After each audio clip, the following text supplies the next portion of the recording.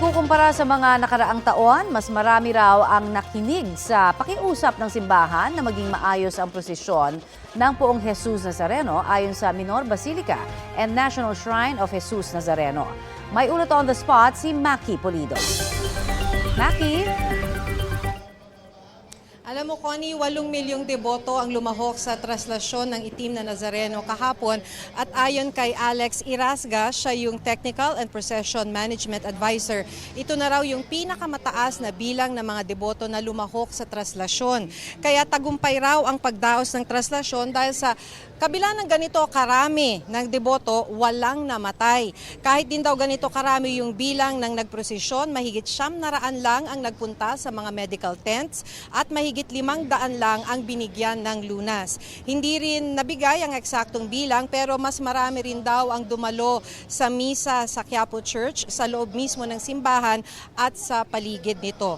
Wala rin daw peace and order incidents o kaguluhang naganap during the traslasyon at tingin ni Irasga, mas marami na raw ang nakinig sa pakiusap ng simbahan na panatilihing maayos at banal ang pagdaraos ng traslasyon.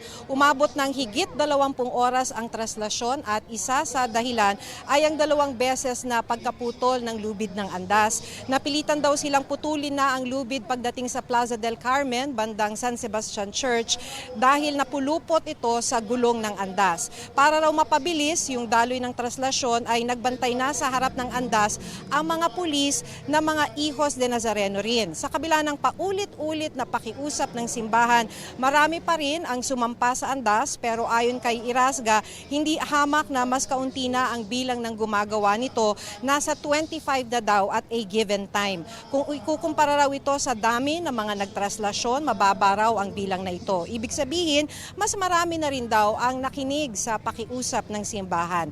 Pero work in progress naman daw yung pagdaraos ng traslasyon, maaaring magpatupad pa ng ilang mga pagbabago sa susunod na taon at isa na rito ay yung pag-aaralan ang disenyo ng andas. Although sa traslasyon ngayon, Connie, wala nang matutungtungan sa gilid ng andas dahil wala nang uwang sa gilid ng andas. Connie? Maraming salamat, Maki Pulido.